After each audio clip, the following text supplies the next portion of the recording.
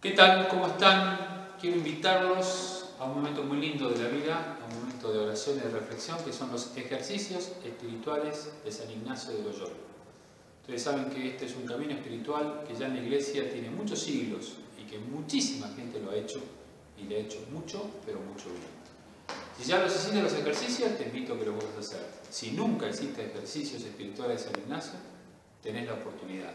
Ahora, 20, 21 y 22 de marzo, 20, 21 y 22 de marzo, en el Colegio María Auxiliadora de la ciudad de Río Gallegos, las hermanas esclavas del Sagrado Corazón van a brindar los ejercicios espirituales de San Ignacio.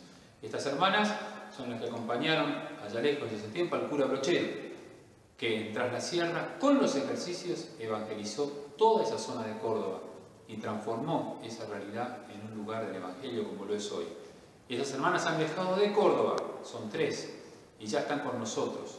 Ya estuvieron en el Calafate, en Ushuaia, en San Julián, y van a venir a predicar los ejercicios aquí. ¿Qué tenés que hacer? Venir con un cuadernito, una virome y la Biblia. Esas son las 3 cosas que se necesitan para los ejercicios. Y disponibilidad para hacerlos. Te esperamos entonces el viernes 20, a la tardecita, alrededor de las 7, aquí en el Colegio María Auxiliadora. Continuará el sábado 21 y el domingo 22 de marzo. Realmente aprovechalos, te van a hacer mucho bien y será así, recorrer este camino tan lindo, ¿no? El camino de la Cuaresma, el camino de la Pascua, para el encuentro con Cristo en nuestros corazones.